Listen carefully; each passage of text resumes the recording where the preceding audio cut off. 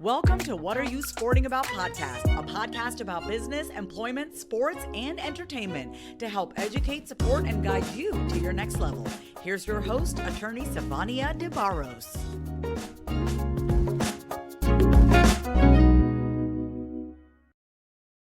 What's going on, everybody? I am back for yet another podcast episode of What Are You Sporting About?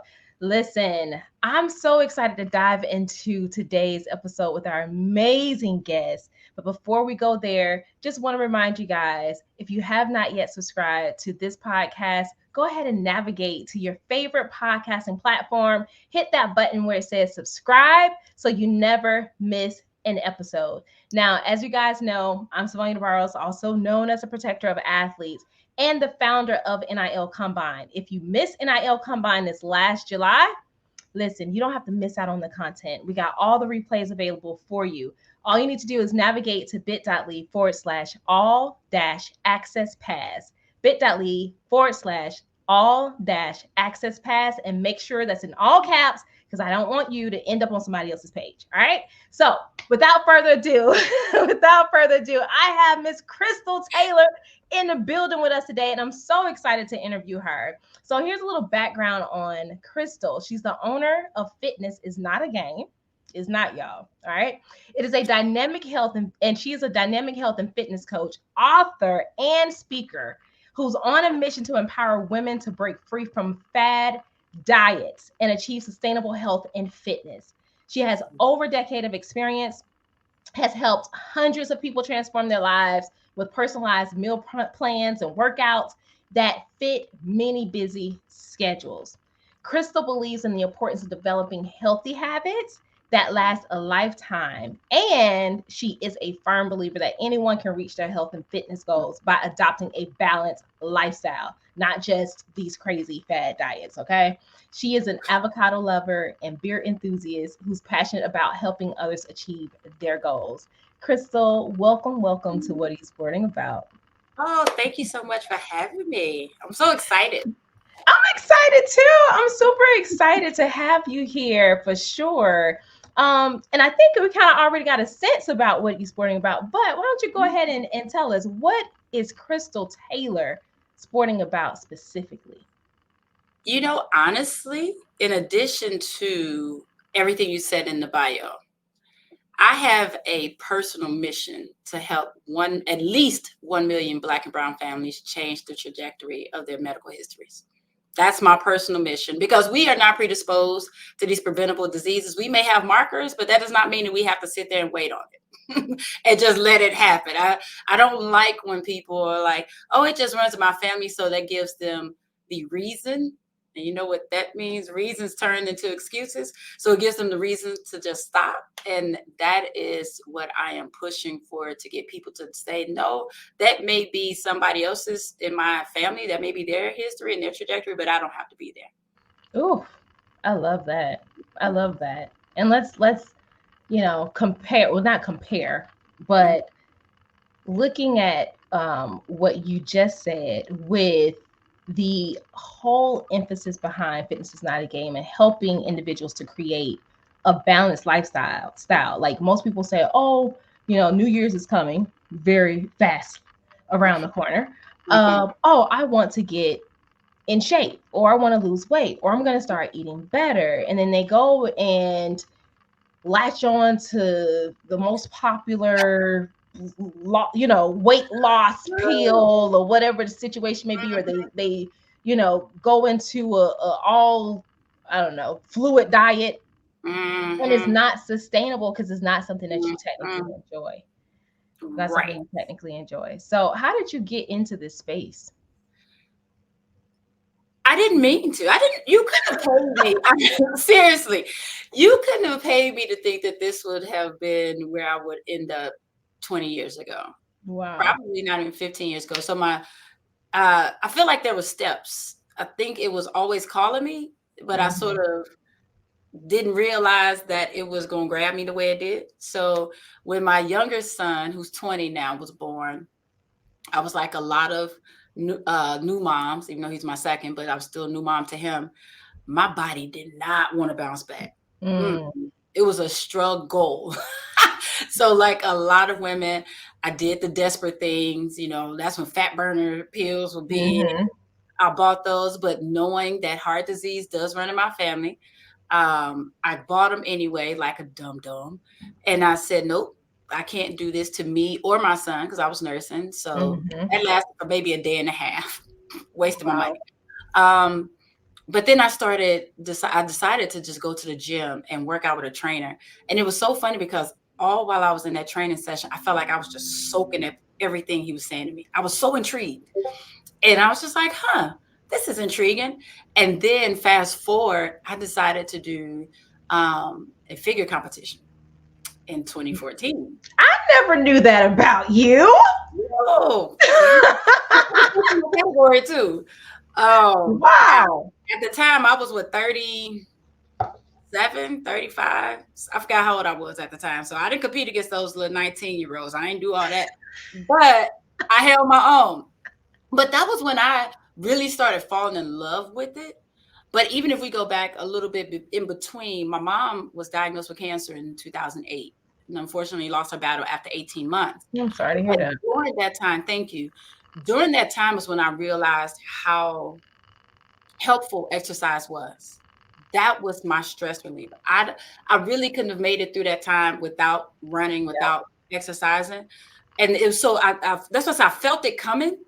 But then it was like after I did the competition, now people are really watching me and people are starting to ask me to train them. I had already had people who wanted to work out with me prior to, but after that, it was just like, people want this. So my husband, who he's a serial entrepreneur, one day he said, babe, why are you doing this for free?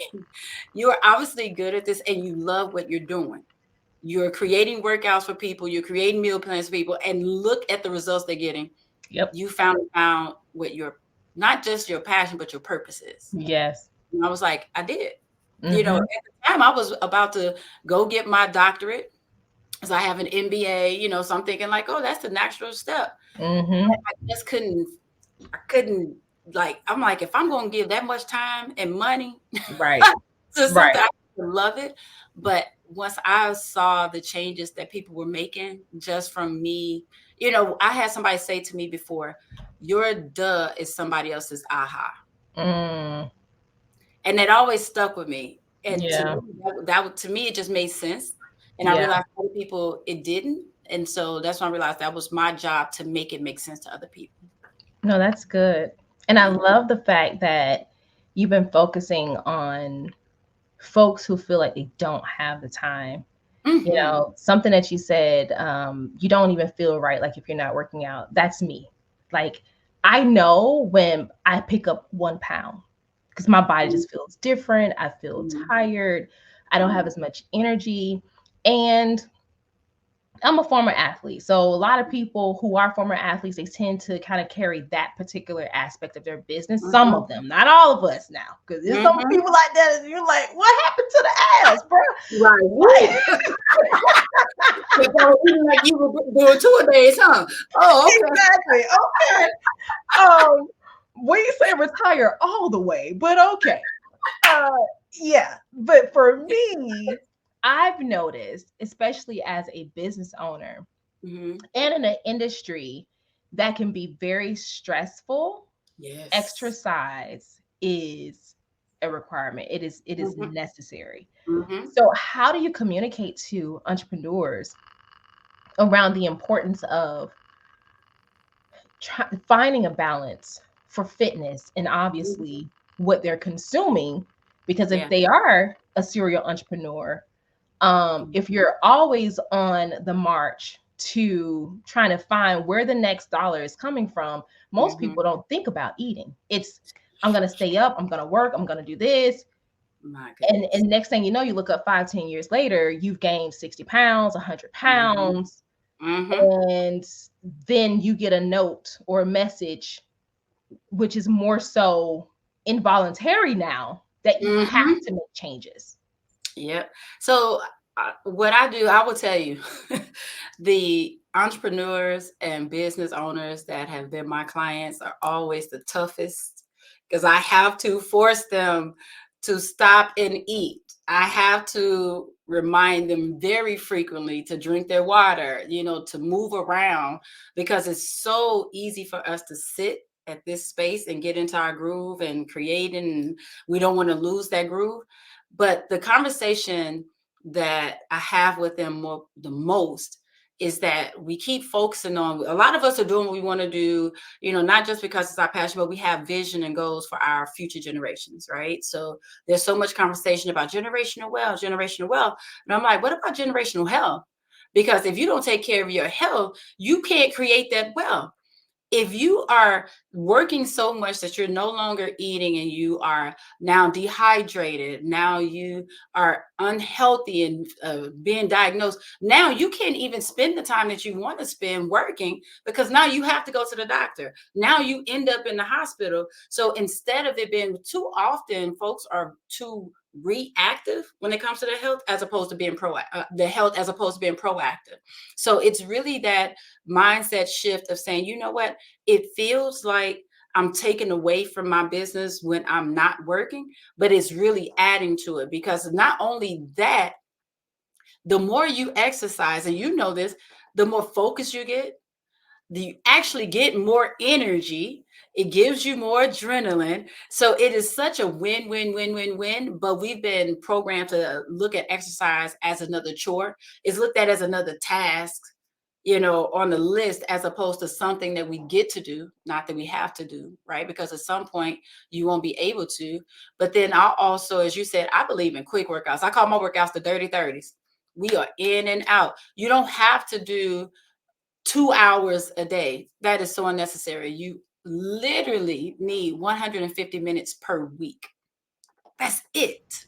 That I'm is so glad it. you said that, because let me tell you one thing. What, maybe when my kid was 2 or 3, like now starting to get into stuff, because my workouts were long, like they're an hour long, because I want to make sure I get a good sweat and really burn. But baby, I'm like, I'm tired. All right. Coming home, being a mom, running my own business. I don't have an hour to work out. So you know what I did? What? On the days that I'm so exhausted and I'm like, I can't do this, I go and find me the most intense workout on YouTube for 5 minutes. I still get a burn. I still get a workout. You know what I'm saying? It's a way to fit in something, so you're not missing, you're not missing the mark. You're not putting yourself off on the back burner, but also too finding different routines that keep it interesting for you. Yes. So I'm a former track athlete. So I tend to go towards certain workouts that kind of give me, that nostalgia of being on the track. Love some of the cardio stuff, but I like to find different things that keep it interesting. Yeah. Are you getting feedback from people like, oh, I don't want to do, I don't know, lifting weights for 30 minutes, or like, what are the comments around what type of workouts entrepreneurs could do or should be implementing in their life? So a couple things. I personally try not to use the word workout or exercise too much, because people freak out. So I just say move your body. I like to call it movement. I don't care. There's way too much to do out there for you to sit there and say, I don't want to lift weights. Don't. I don't like to run. Don't. Like, there's so much you can do. You can walk, you can dance, you can skate. You can do so many other things, but move your body. But what I also like to do for my super busy people, like one of the ways I reel them in, I like to do and share what I call my sneaky workouts.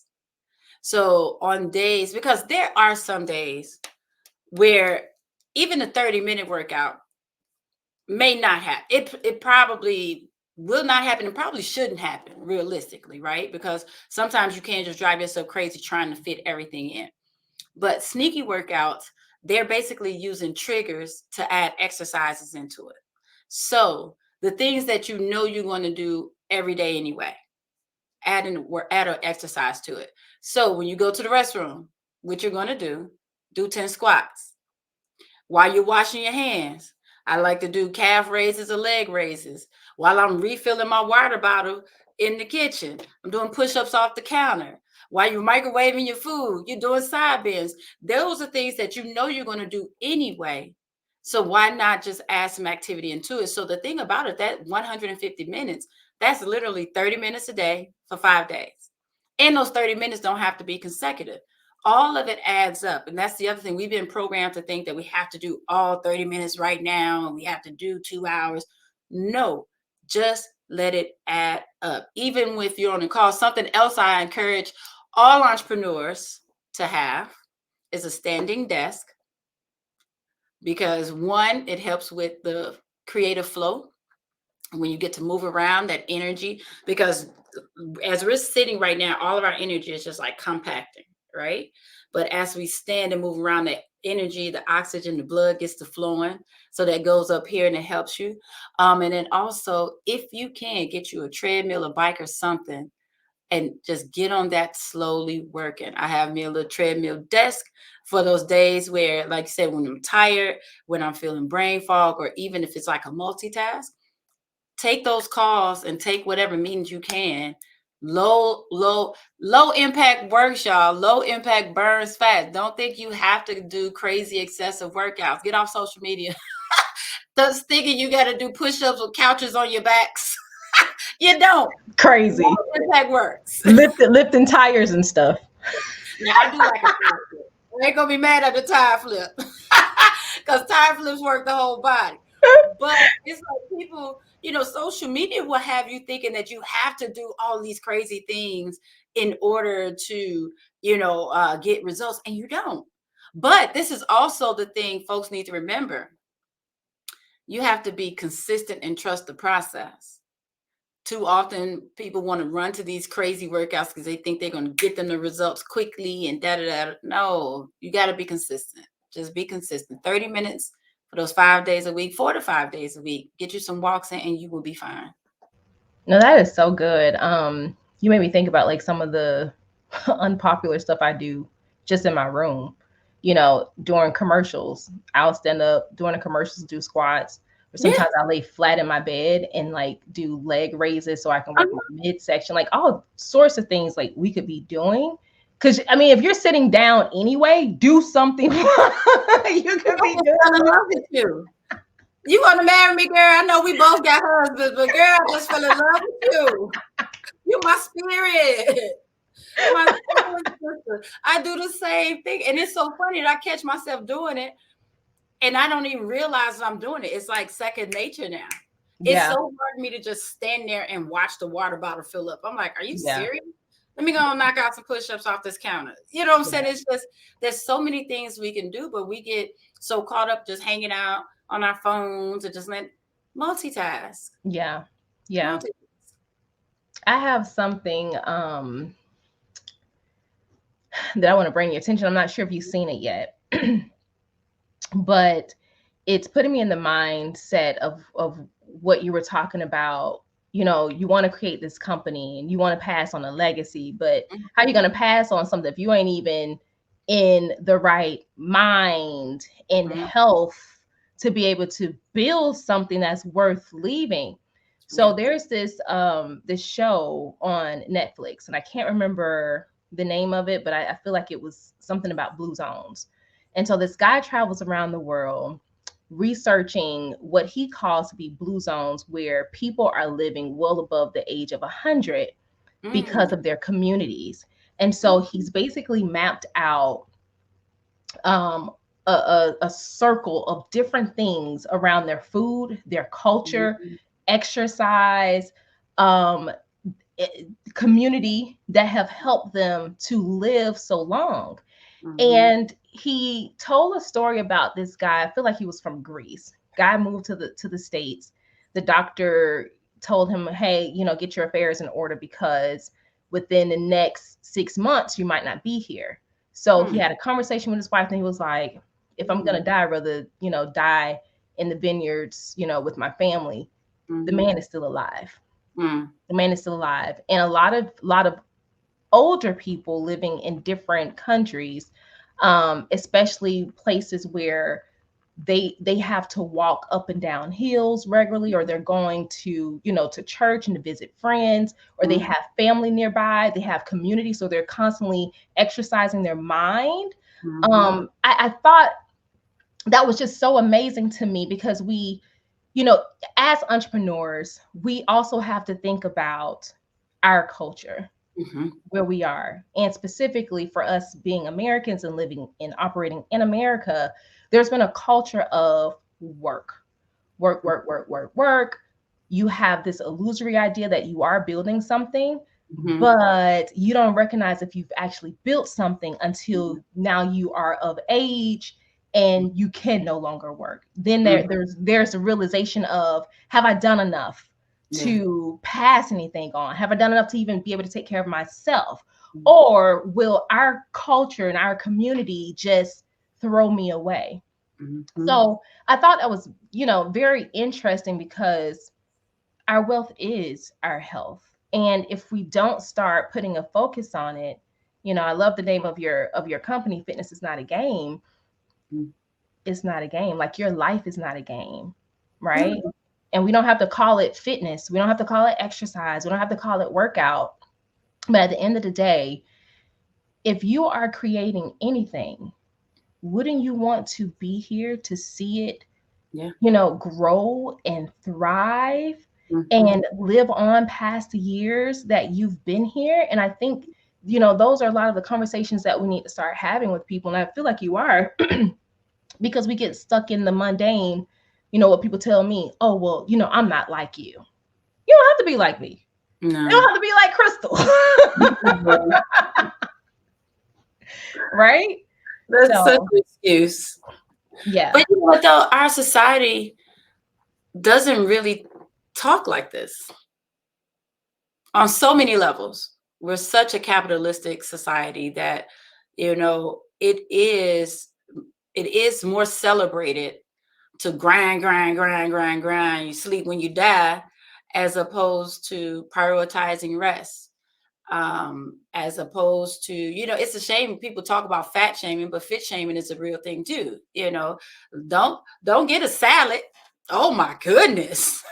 There's so much conversation made about healthier decisions than it is for the unhealthier decisions, you know, and it's sad. And that's why and when you talk about these other cultures living until their hundreds, they're also eating real food. That's real. That's real. Now, one of the places was Italy, and you know, Italy eat a lot of carbs. Yeah. Right. But oh my God, carb overload. But guess what? A lot of their elderly was living long because they were making sourdough bread, and there's certain ingredients in sourdough bread that helps to burn fat. I'm like, I knew I love sourdough bread. But this is the thing, carbs are not the enemy. They're not the enemy. It's how you do with them. I just said this yesterday. I'm like, look, it's not the carbs, it's not the meat, it's not the cheese. None of that is making you overweight and unhealthy. It's your relationship with it. It's how you eat it, how frequently you eat it, and what you're doing around it. So if you are just eating those things and you're not being active, you're not drinking your water, you're just putting a whole bunch of gook into it. Food is fuel. And I don't believe in restriction at all. That's why I put in my bio, I am a beer drinker. You're not going to get more carbs. Right? So I believe in balance. And so I'm asked a lot, like, well, what do you consider to be balanced? And I say like an 80-20. You know, 80% of the time to be focused and intentional about what your goals are. 20% have fun. Just like I don't believe in cheat meals. I don't believe in cheat days, because words have power. Words have energy. And if you tell yourself you're cheating, then you're going to respond in a certain way. You're not cheating. It's part of your lifestyle. It's part of your diet. But, you know, if you want to determine if this thing should be part of the 80 or if it should be part of the 20, I told him, I said, this is what I want you to ask yourself.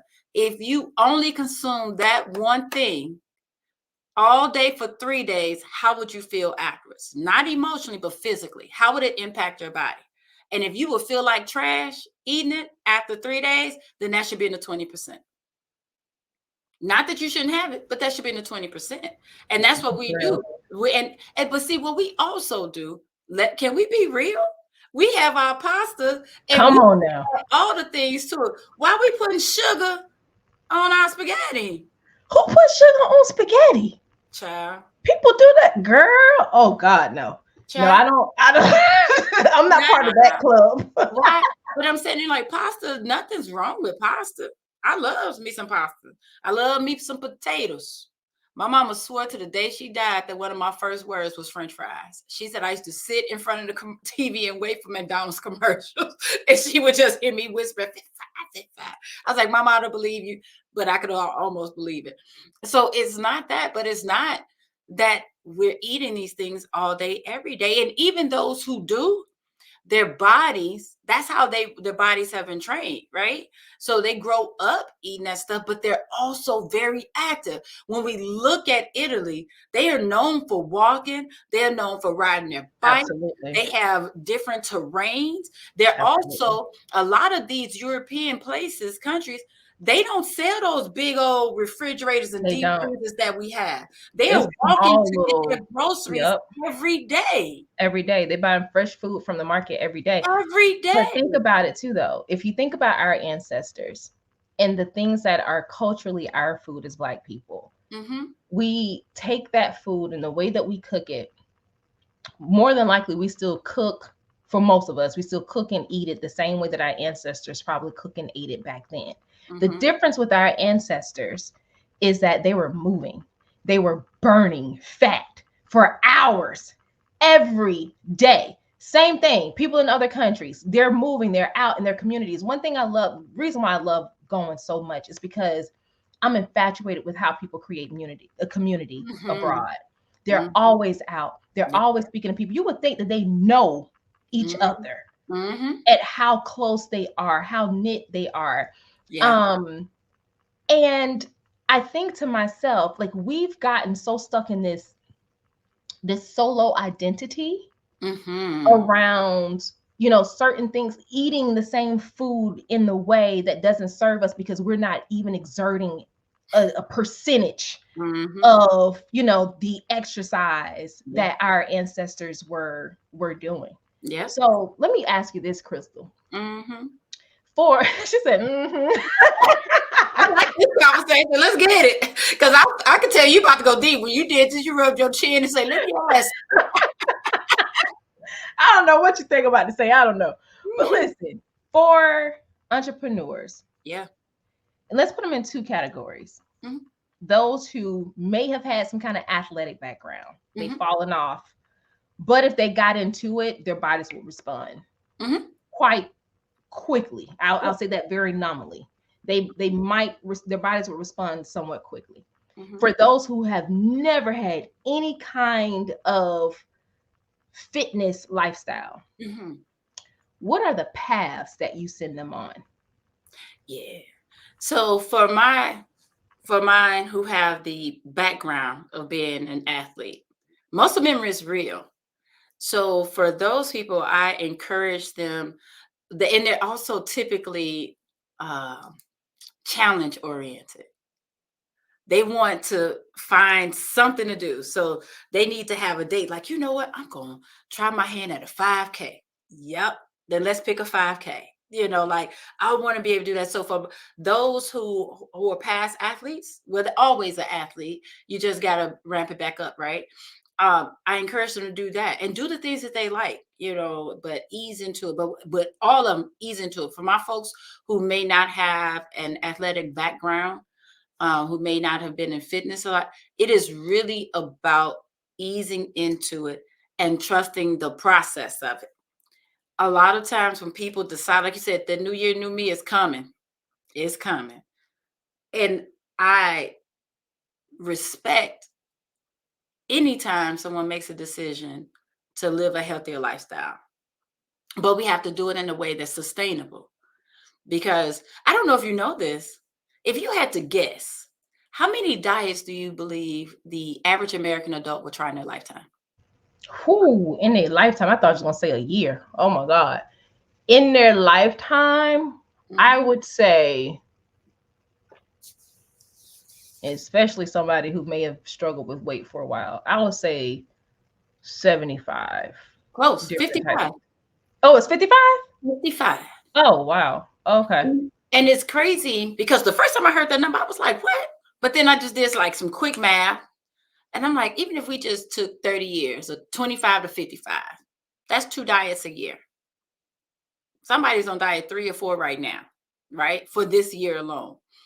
And what I know it does to a lot of people, the majority of people, is that it feels like 55 failures, and that can beat up your psyche. For me, I look at it as 55 attempts. Give yourself credit.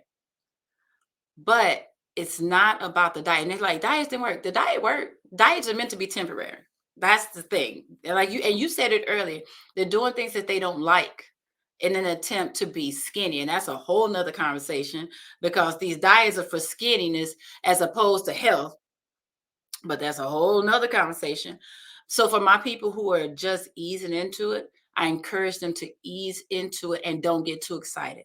I get so nervous. I can't tell you how many times I've had people who come to me, and then after we've been working together for a while, I realize they're in my program, then this other program. They just did this class at the gym.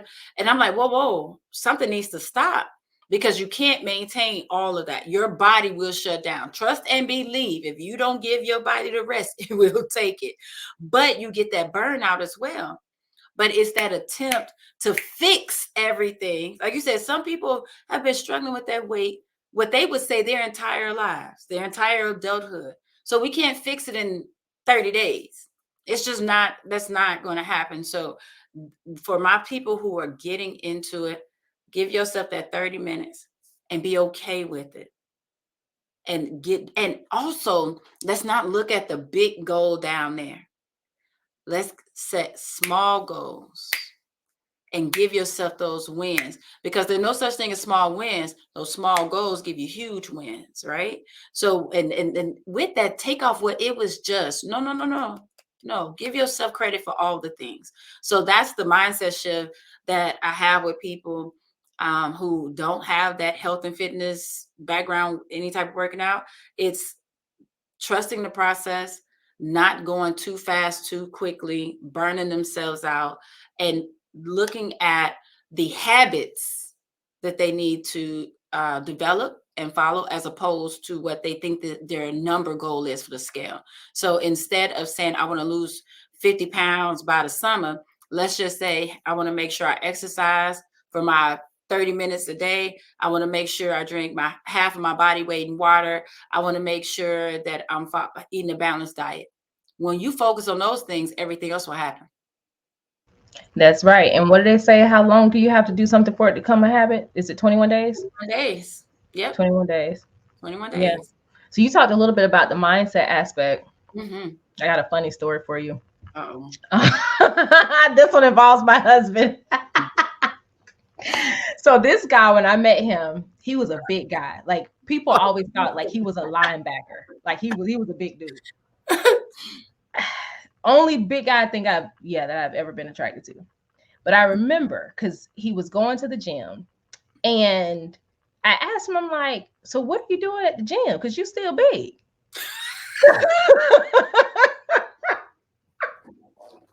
Like, how are you working out? So I went to the gym with him one time. And I saw how he was working out.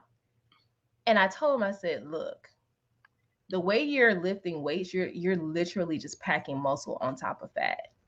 And so I challenged him, and I asked him, I said, can I put you through a workout? So we were at his house. We were still in Florida at the time. We were in his garage, and I started to give him like small things to do with a lot of reps. And he laughed at me 30 minutes through, right? But then he got quiet. So I turned around, I was like, you good? Brother could barely breathe. He was like, are we done? Are we done? But anyway, I shared that story because, you know, when he made the decision to listen to me, it was more of a mindset shift for him. But also being married to someone who has a completely different lifestyle to food, to exercise. I feel like also set an example as well. So he has never been the same weight as he was when we first met. You know, he's still got some little curves on him a little bit, but he's small compared to when I met him. And his lifestyle has changed drastically because of that. Do you have clients or customers who are, struggling to stay focused on their goals because their spouse or their mate or whomever is bringing certain things into the house, or they feel pressured at certain social gatherings to take part in certain things that are just so out of alignment with the future self that they want. Yeah. So the social gathering part, we've got that down. They're okay with, because we have the conversations. Like I said, I believe in balance. So if you're going somewhere, there are a couple of things you can do. You can figure out what the menu's going to be beforehand, figure out what you're going to eat, all that good stuff. Or what I do, I just want to be able to go there and have a good time. I can't control what's on that menu, but I can't control the rest of the day. So if I know I'm going out for dinner or something like that, the rest of the day for lunch, breakfast, I'm going to make sure I keep my workout, keep my water. And it's not about starving myself. It's just really about the balance, because I tell them, don't trip off one meal if you go hang out, so social gatherings, whatever. Now, to your other point, there have been spouses who've not only been enablers, but also saboteurs. So those are real big struggles, especially those enablers, and they do it out of love and all of that. So we have the conversation about how to have the conversation with their spouse who is enabling them. Like, okay, I know I like this, but you don't have to suggest it. It's okay. Find another way to show me you love me, right? With the saboteurs, that's another conversation. Just because it's way deeper with the spouse, what their issues are. So for my clients who've experienced that, I encourage them to always have their own plan B. Always have your own stash of snacks. Always have another quick lunch or dinner or something you can throw together if they're bringing in food for the house that does not fit your goals, or even having that conversation. Because since we telling family stories, let me tell you, in my household, it's me, my husband, and our two sons who are 20 and 24. And maybe 2 or 3 years ago, I realized I was getting burned out. Like you said, running the household, running a business, just everything, trying to live my life. So I tasked everybody with taking one night a week, that they are responsible for dinner. So I do Sunday and Monday. Of course, I got more than one. One of my sons does Tuesday. My other son does Wednesday. My husband does Thursday. Pieces Friday, Saturdays, you on your own. I had to have a conversation because the only other person in his house who cooks is my baby boy. As a matter of fact, he's about to cook dinner tonight.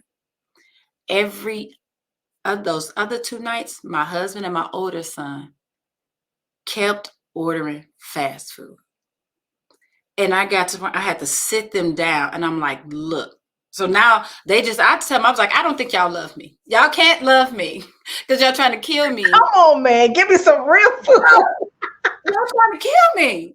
At least let's go somewhere where I can get a healthier option. Right, right. Don't keep making me eat hoagies and fried chicken and Chinese food, and just because we know we're going to have pizza on Friday. Like, seriously, you can't force me to eat 3 days of fast food every week. Like, no. Your husband that came on, he told me I cook sometimes. In the last few years, Sivonnia, he cooked, I will say he cooked like 2 or 3 times a couple months ago. But they always find a loophole. The loophole was that dinner has to be provided as long as I'll cook it. And so they will order. That was the contract. was the contract. Wasn't specific enough. But when I tell you, when I had to pull them to the side, we had to have a family meeting. I was like, look, we cannot do Chick-fil-A, then regular, and then we gonna eat the hoagie sandwich and then pizza right behind it. No, y'all trying to kill me. Like I can't. And you shouldn't either. Right. You shouldn't either. So it's a whole conversation when it's the household, when you are really trying to stay focused and the household is moving and shaking out of the way. You really just have to stay in your own zone and have your own stuff. And luckily I found some things that they just don't like. So they get to be mine. I love it.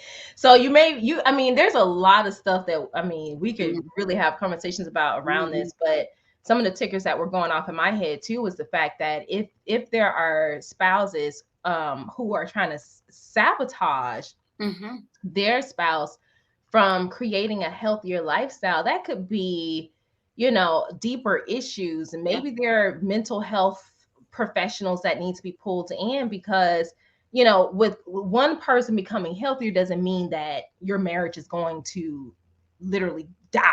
Yeah. But if you're sabotaging them, there is a deeper underlying issue of, was this unhealthy? The way I'm thinking. All right. Yeah. So disclaimer, I am not a licensed therapist, psychotherapist, anything like that, but just from good common sense. What I'm thinking is, if you're going to go so far to sabotage someone who clearly wants to do and live a healthier, better lifestyle, then was the marriage predicated upon all of the unhealthy things, which now kind of threatens your individual identity, the identity of your marriage that you thought it was? And if that is the case, will the marriage thrive after one spouse becomes more healthier? Yeah. That's bad. It gets deep. Yeah. It gets really deep, because there's this, this fear that the person who's doing more for their health is just going to outgrow them and all of that. So it's a lot, So I do encourage them, and it's frustrating. It is so frustrating that sometimes this has to happen, but it's like, okay, then you really have to take the reins on what's been brought in the house, right? Mm-hmm. You really have to take control over the food that's been brought in, the activities. And I've even also encouraged them, like, hey, get them involved with what you're doing. Like, invite them for walks. Absolutely. Invite them to do other active things with you. Invite them to try the different snacks or whatever that I'm sharing with you, different types of meals. And then hopefully they'll see that making switches, making those lifestyle shifts, they're not that bad. And it's actually going to make them feel better. And then I even also talk about how when a couple is healthier, baby, the relationship is healthier. Baby. Hey, I said it, but you know what I'm saying.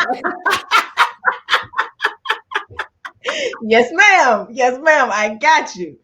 Yes. So much better. So much better, boy. I'm telling you. Yes. So it's like just encouraging that. But the energy belong. Look, I might have to click the button on this episode that says, is there explicit content? We're being nice. But y'all picking up, we putting down. They get it. Exactly. Oh my God, this conversation has been so good. But I don't want to exit this conversation without entrepreneurs having a way to connect with you. Yeah. Having a way to really, if they're one of those people who are like, oh, I'm into the New Year's resolution situation. I love how you indicated what are the goals that you should set for yourself, instead of, oh, I'm gonna lose such and such amount of pounds. That might not happen for you, but if you lost 2 pounds, it's more than what you've done in probably the last few years. Yeah. So where can people find you? What promotions do you have where they can get a hold of that? And what we'll do is we'll also put it in our show notes so people will be able to go back and take part Sure. Yeah. So you can find me, as I always say, the old people socials, uh, TikTok, YouTube, Facebook, Instagram. I'm at Fitness is Not a Game for all of those. But if you want to email me directly, you can email me at ktaylor Fitness is Not a Game. That's Ktaylor Fitness is Not a Game. And .com. For my people who feel they are just so busy and they're still struggling to wrap their brain around having 30 minutes to exercise. They're so focused and so busy. You can go to fitnessisnotagame.com/sneaky, SNEAKY, fitnessisnotagame.com/sneaky. And I can send you some sneaky workouts that I talked about with how you can just sneak in your workouts throughout the day to at least get you something going. Love it. All right. So as a reminder, every social channel, at least the old ones, not this new, I don't know, some of these new ones are on. Yeah. Oh yeah, too much. But you can navigate to Fitness is Not a Game. You can also email Krystal at ktaylor@fitnessisnotagame.com. And if you want the sneaky workouts, which I would definitely recommend y'all do, because listen, it should have been sneaky dash lazy or something, because that part too. yes.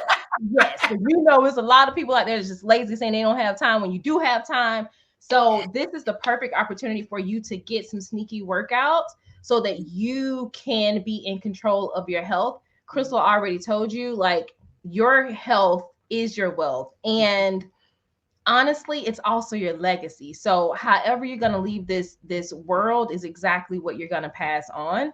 And it's up to you how you want to pass on. It's up to you how you want to be remembered. And it's up to you how you want to also have the ability to live your last days, because we all going to leave this earth. So how you decide to exit is totally up to you. So follow her social platforms at Fitness is Not a Game. Email her at ktaylor@fitnessisnotagame.com. And you can also go to fitnessisnotagame.com/sneaky to get these sneaky workouts. This is so good. This is so good. And we'll put the information in the show notes so you guys can navigate back to that.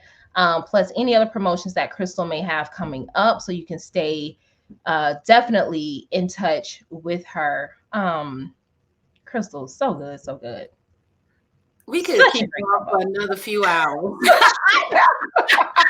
I've enjoyed this so much. Thank you for having me. Like, this is good. You are so welcome. Oh, I love it. So I would like to add one quick thing. When you were talking about the just doing something, when we talk about 30 minutes a day, for my folks, you said people act like they don't have time. 30 minutes a day is literally only 2% of your day. 2%. You can't tell me that the other 98% of your day is more important than your health. You can't. You can't. I'm not buying it. I'm not buying it. You got 2% for your doggone health. And that's all you got to give. You don't have to do 3 hours. Give yourself 2% a day and watch it add up. That's something else. That's something else. And it makes me think that right there really put me in a spiritual mindset about that. 30 minutes a day is 2% of your time. It's almost like saying to God that the body he gave you is not even worth giving. Like, are you going to just slap him in the face? Because this is your house, right? And for the believers who are watching or may listen to this later, you know, how much of a disservice are you doing to your Almighty God by not taking care of your temple, right? Because there's so much that we can birth. There's a lot that we can birth.